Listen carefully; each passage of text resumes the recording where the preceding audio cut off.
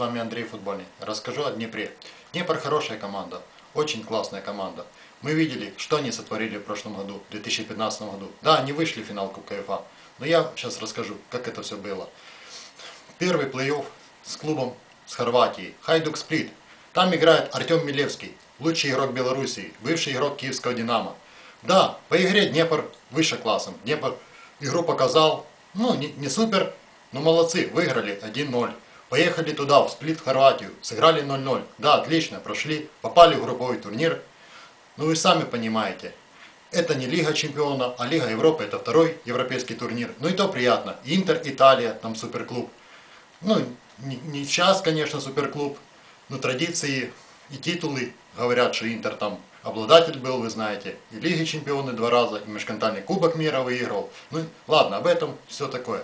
Сейчас я расскажу, как это все было. Блестяще сыграл Днепр с Интером, можно сказать, на выезде. На выезде мне понравилось, Коноплянка забил, да. Ну, проиграли 2-1, ладно. Дома, да, проиграли. Красная карточка Руслана Ротаня. Все мы расстроились, да. Что ж поделать. Ну, главное, что обыграли Карабах на выезде 2-1. Дома проиграли то же самое, 0-1. Тоже обидно, конечно. Ну и сыграли с французским Сен-Этьеном, тоже нормально. Во Франции 0-0. Дома выиграли 1-0. И вышли на плей-офф в 1/16. 1/16 Аякс Амстердам, Голландия. Да, клуб именитый, звезды. Ну что я хочу сказать, команда молодая. Но все равно, еле тяжело, но мы прошли, и молодцы. И как мы прошли? 1-0 дома выиграли, можно сказать. Ну а на выезде в Амстердаме дополнительное время.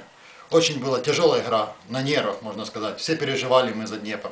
Да, если бы не этот гол Коноплянки, не знали, что даже делать. Но главное, что он забил. И 2-1 по сумме 2 матчей. Мы знаем, один мяч в Европе за 2 считается. И Днепр прошел дальше.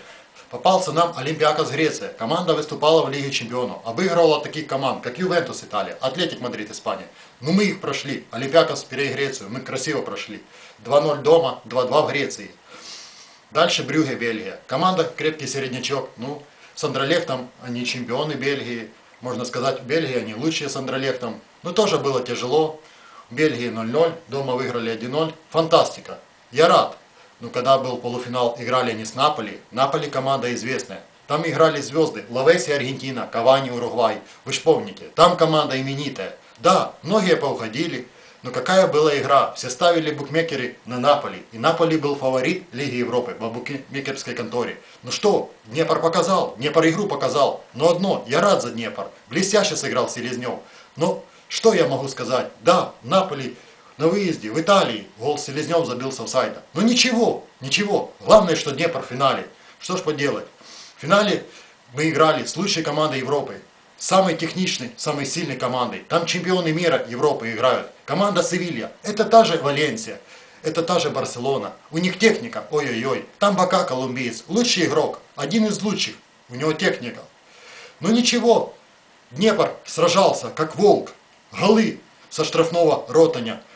Гол Калинича с передачей Матеуса, бразильца. Лучшего игрока Браги, Португалии. Молодцы. Блестяще Днепр сыграл. Я рад. Поздравляю Днепр. Поздравляю всех! Вся Украина болела за Днепр. Хотели, чтобы Днепр выиграл Кубок УЕФА у лучшей команды Европы Севильи. Но ничего, серебряные медали – это уже звание вице-чемпиона Европы. И то приятно. Гордимся. Днепр – это класс. Днепр – суперкласс. Днепр – это грант нашего футбола. Днепра можно сравнять с Шахтером, с Динамо. Команда грант. С вами был Андрей Футбольный. Подписывайтесь на канал и ставьте лайк.